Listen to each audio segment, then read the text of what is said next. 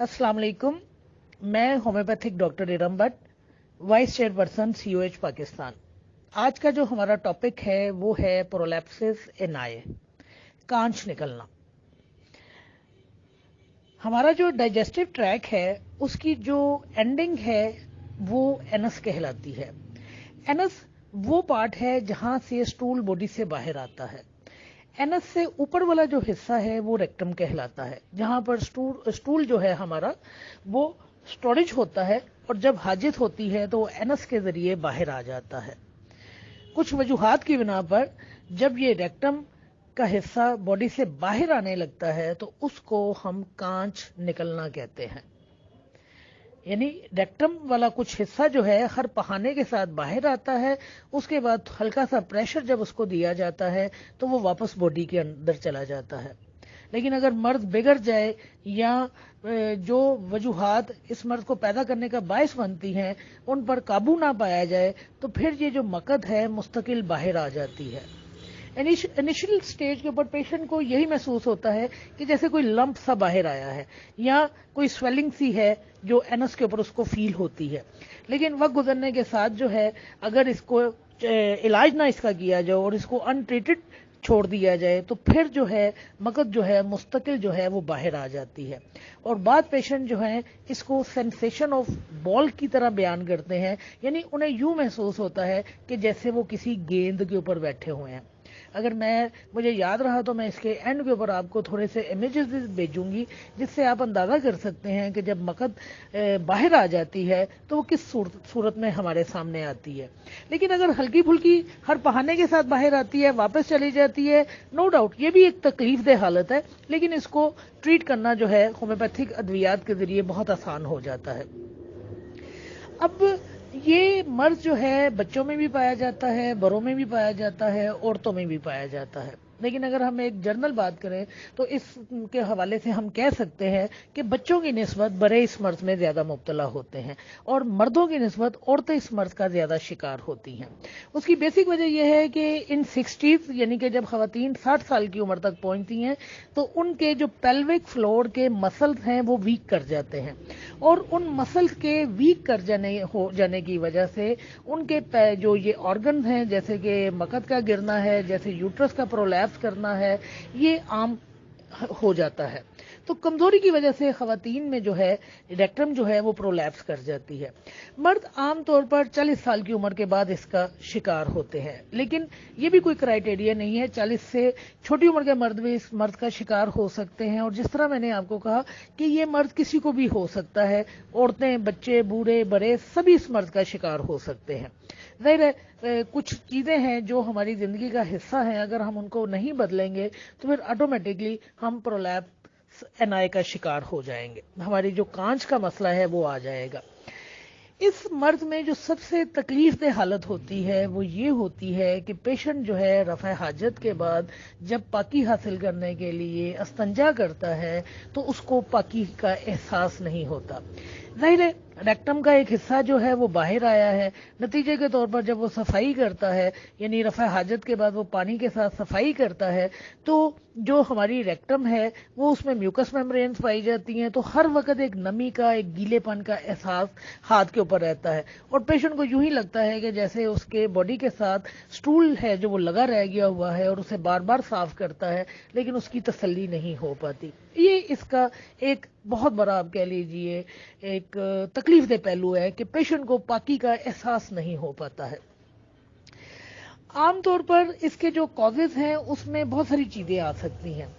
हम ये नहीं कह सकते कि ये मकद का गिरना जो है ये सिर्फ कब्ज की वजह से पाया जाता है।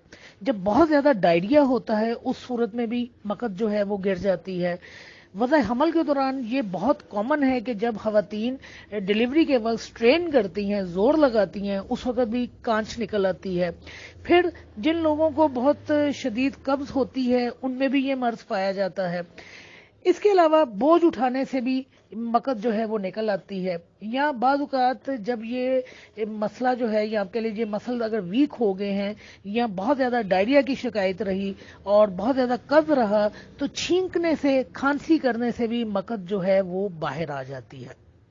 اگر اس کی کمپلیکیشن میں ہم جائیں تو پھر ظاہر ہے پھر اس حصے میں جب مقد بہت زیادہ باہر رہنا شروع ہو جاتی ہے تو گینگرین ہو سکتا ہے، السر بن سکتے ہیں، بار بار مقد کا گرنا پایا جا سکتا ہے، بلیڈنگ ہو سکتی ہے۔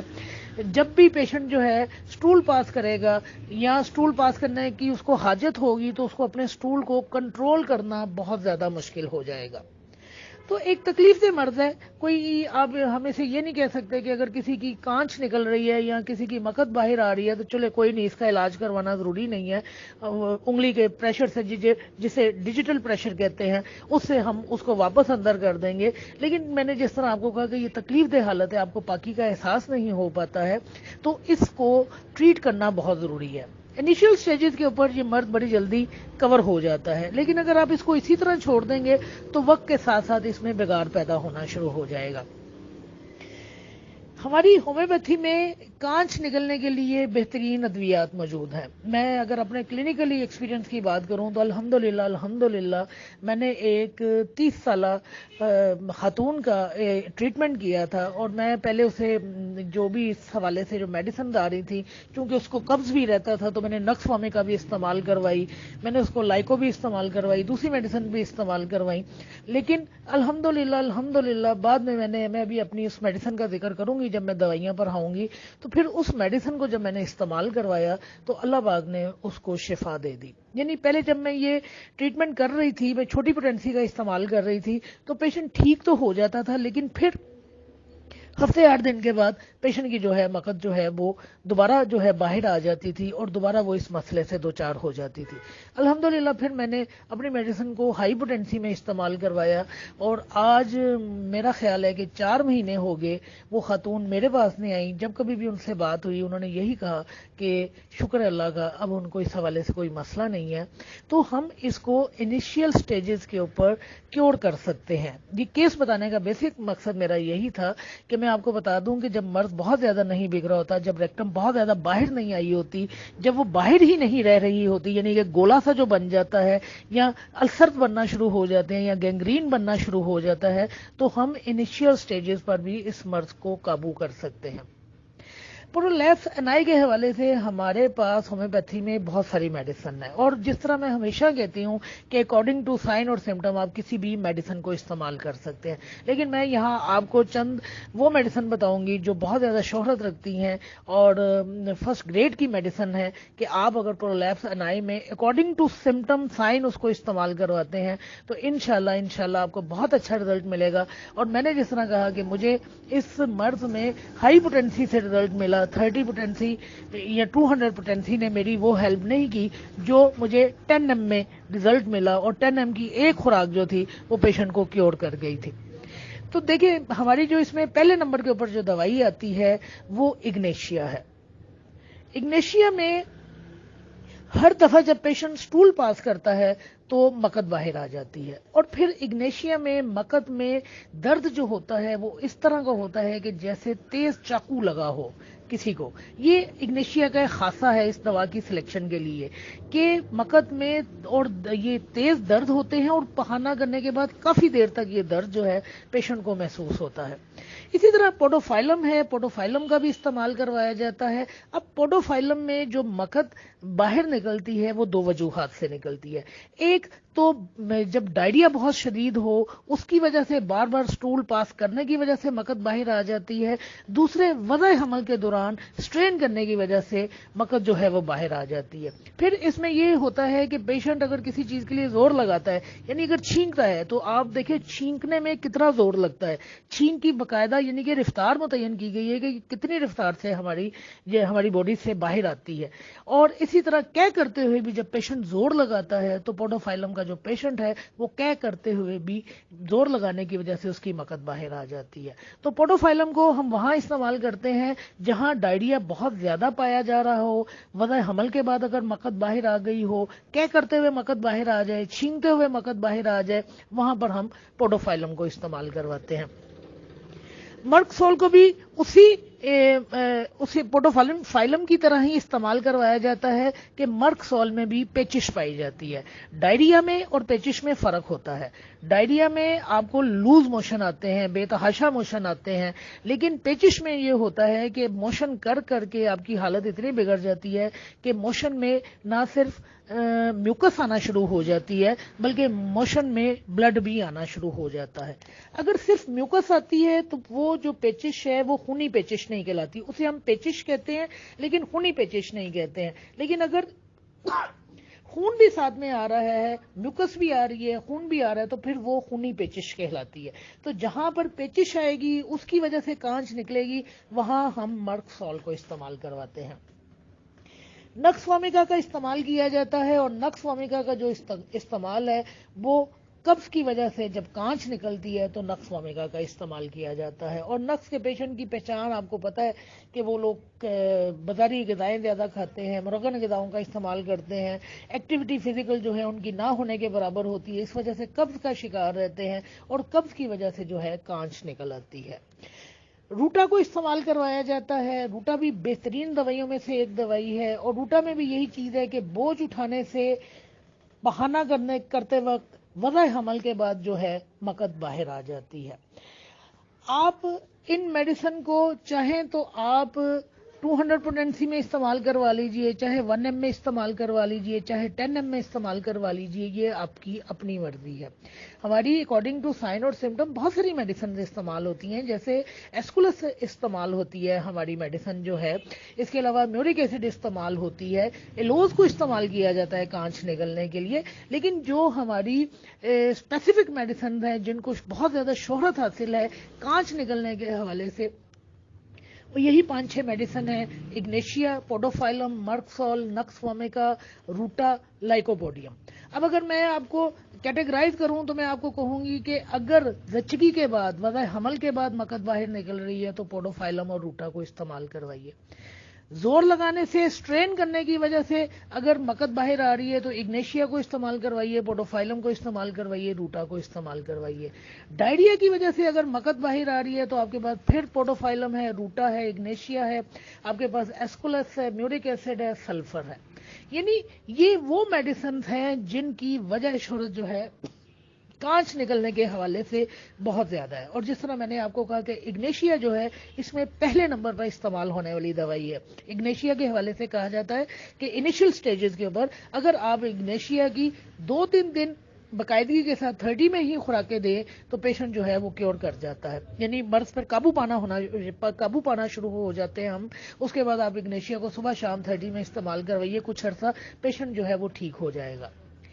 تو فرق آپ نے کہاں کرنا ہے کہ مقد جو باہر آئی ہے, کانچ جو نکلی ہے, وہ قبض کی وجہ سے آئی ہے کہ وہ ڈائریا کی وجہ سے آئی ہے.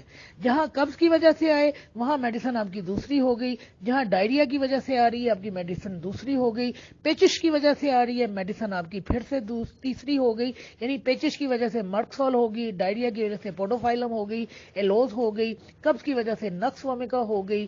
اور اگر ہر بہانے کے ساتھ مقد باہر آ جاتی اور چاقو لگنے سے درد پائے جا رہے ہیں تو آپ کے پاس جو پہلی میڈیسن میں نے آپ کو کہا پرولیپس میں استعمال ہوتی ہے وہ اگنیشیا ہے.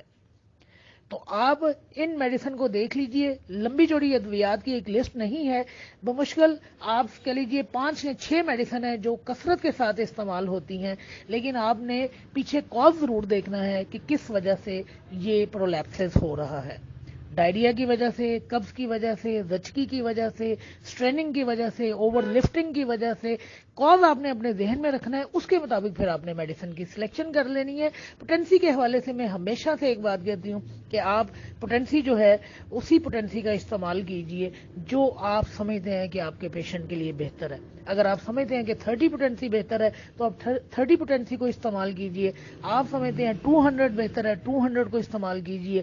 1 ایم کو بہتر سمجھتے ہیں, 1 ایم کا استعمال کیجئے. سی ایم تک آپ کے پاس پوٹینسیز ہیں, حق آپ کا ہے, آپ جس طرح چاہے اس پوٹینسی کو استعمال کر سکتے ہیں. یہاں پہ دوسری چیز جو ہے آپ نے پیشنٹ کو پرہیز کے حوالے سے بھی ضرور بتانا ہے. اگر بار بار ڈائریا ہونے کی وجہ سے کانچ نکلتی ہے تو اسے کہیں کہ اپنی غذا جو ہے وہ سادہ اور زود ہضم کر لے. اگر قبض کی وجہ سے کانچ نکلتی ہے تو پھر اس کو کہیں کہ اپنی غذا میں سے ان چیزوں کو نکال دے جو قبض پیدا کرتی ہیں، جیسے کہ میدا ہے، میدے سے بنی ہوئی تمام اشیاء ہیں، جیسے نان ہے، بیکری کی آئٹمز ہیں، یا مرغن غذائیں ہیں، یا برا گوشت ہے. یہ چیزیں قبض پیدا کرتی ہیں، گرم چیزیں قبض پیدا کرتی ہیں. تو پیشنٹ کو کہیے کہ اپنی غذا کے حوالے سے بھی بہت زیادہ احتیاط کرے. یہ میں نے آپ کو بتایا کہ بڑی تکلیف دہ حالت ہے. اگر یہ نہیں بگڑی تو بھی تکلیف دہ حالت ہے کہ آپ کو پاکی کا احساس نہیں ہوتا. اب یقین جانیے میں نے چھوٹے چھوٹے بچوں کو بھی دیکھا ہے کہ مائیں جو ہے 5-5 منٹ تک ان کو واش کرتی رہتی ہیں، لیکن بچے کی بھی تسلی نہیں ہو پا رہی ہوتی، اور ماں جو اس کی صفائی کر رہی ہوتی ہے اس کے اپنے ہاتھ کے اوپر بھی کیونکہ وہ لعاب لگ رہا ہوتا ہے، میوکس لگ رہی ہوتی ہے، اور تھوڑا بہت پخانہ ساتھ میں لگ رہا ہوتا ہے، لہٰذا ماں بھی واش پہ واش کرتی چلی جا رہی ہوتی ہے. نہ ماں کی تسلی ہو پا رہی ہوتی ہے، نہ بچے کی تسلی ہو پا رہی ہوتی ہے. بچے ہیں تو ان کو بھی پرہیز کرائیے کھانے پینے کے معاملے میں، بڑے ہیں تو ان کو بھی پرہیز کے حوالے سے بتائیے. اور اگر آپ کے پاس کوئی اس طرح کا پیشنٹ آتا ہے تو میں نے آپ کو میڈیسنز کے نام بتا دیے ہیں. آپ خود بھی چاہیں تو ان میڈیسن کو تھورلی پڑھ سکتے ہیں. آپ ریپرٹری میں سے خود بھی اپنے لیے کوئی میڈیسن سلیکٹ کر سکتے ہیں جو آپ سمجھتے ہیں کہ آپ کے پیشنٹ کی علامات کے مطابق یہ جو میری بتائی ہوئی میڈیسنز ہیں یہ میچ نہیں کر رہی، تو آپ خود بھی محنت کر سکتے ہیں. کامیابی عطا کرنا اللہ کا کام ہے، کوشش کرنا ہمارا کام ہے. اللہ پاک ہم سب کو کامیاب کرے، آمین. شکریہ.